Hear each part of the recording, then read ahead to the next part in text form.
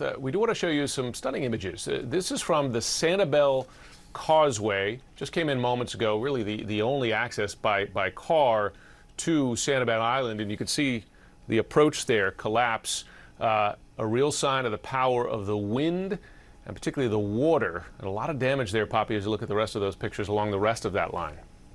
Yeah, that is, if anyone has driven on that, it's stunning to see what this storm did, what Ian did there.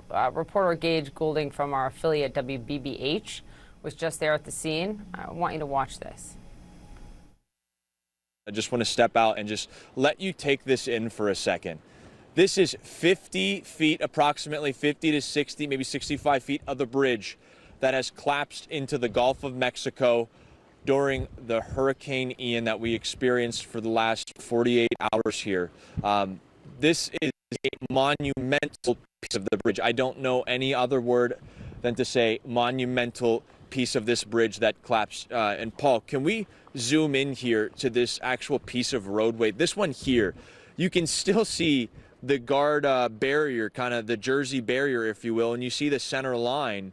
It's just laying in the Gulf. It's truly a breathtaking sight. Whenever we walked up here in the middle of the night, you know, it was kind of like one of those moments where you say, it can't be so, it can't be so. And, you know, we're being as safe as we can. Paul, can you kind of look down here and just show where it crumbled and the sand and the concrete underneath this bridge that once held it up and carried travelers, you and me, your loved ones, your friends and family, and all of our friends that visit us to the beautiful islands of Sanibel. Now, it is entirely collapsed. We look back this way, you know, now that we have some daylight, it's much more to take in.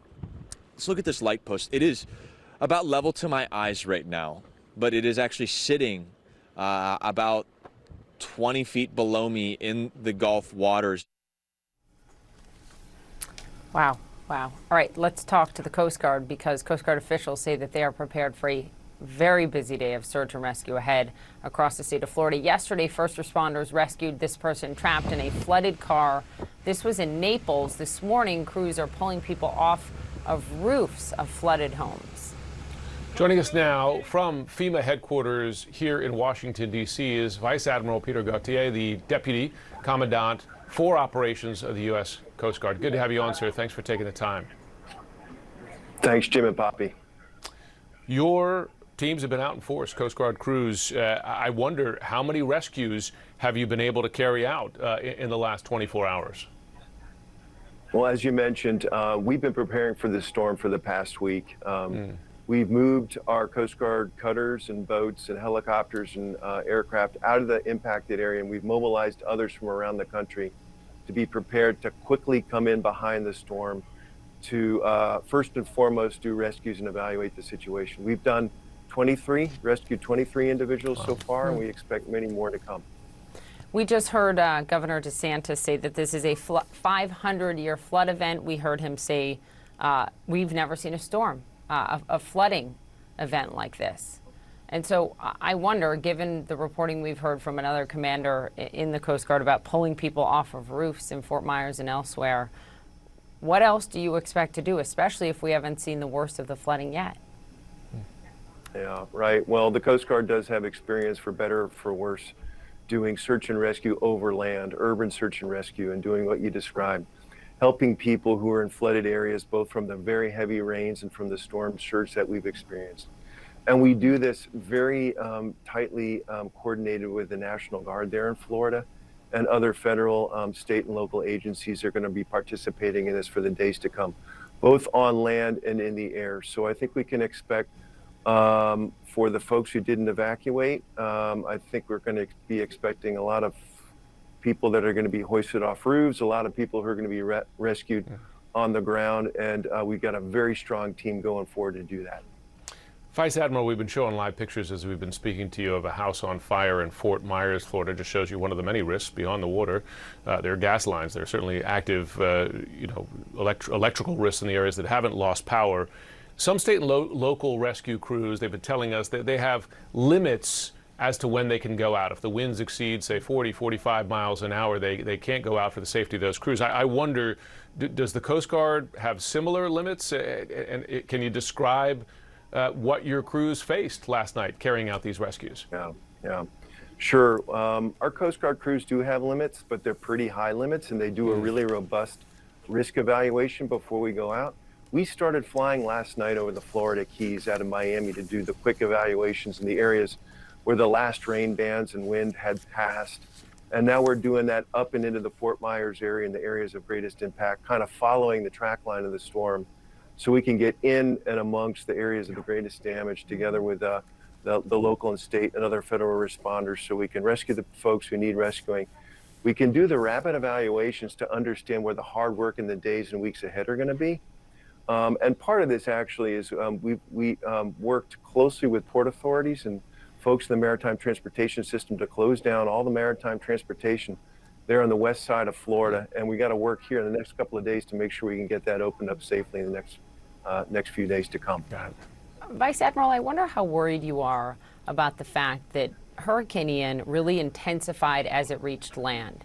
And that's not usually what happens with hurricanes. And it certainly is not what happens in terms of the rapid intensification that we saw. And all of the studies you look at point to climate change as being a driver and a contributor to that. So beyond the devastation of Ian, I wonder how concerned you are about what is next, given climate change. Yeah. Well, we're seeing more storms at greater frequencies and in higher severity. I think this is a case in point. Just on this one, the historic nature, the combination of heavy rains and wind and wave action, the storm surge has just been immense there, very, very deadly. It's why it's so important for people to listen to their local emergency responders and the state emergency responders, heed the evacuation orders. And by the way, this isn't over yet. This storm is going to go back into the Atlantic Ocean, and it's going to hit again, maybe with high tropical storm force winds there in the Carolinas and Georgia. The folks there need to be just as careful, heeding the evacuation orders and taking care, because this isn't over yet. No question. Do you have a sense, as you've been looking around, listen, we're asking everyone because the extent of the damage, we could see some from the air, but it's hard to quantify for people how many homes, how many people still in need of rescue. I wonder, based on the calls you're getting, do you have a sense of how many people are still in dire need, but also just the extent of the devastation? Yeah, well, it's a very dynamic situation right now, and we got to realize sunrise was only an hour and a half ago on the west coast of Florida there, and so we're very much in the early stages of doing these evaluations and moving back in, trying to navigate the damaged infrastructure, the down power lines, and so on, in order to get there as quickly as we can and render assistance. But this is going to be a long response, and once we get the initial rescues done, there's going to be a lot of infrastructure work that needs to be done.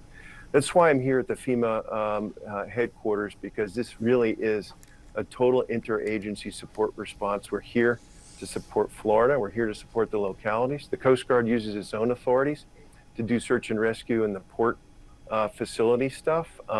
Also, we need to be mindful as things goes on. We know that there are going to be oil spills and hazardous materials that are strewn all over the impacted area that we need to take care of too. And the Coast Guard and the EPA does that. Vice Admiral Peter Gauthier, thanks to you very much and to your entire family of Coast Guard members out helping right now on the ground. Thanks again.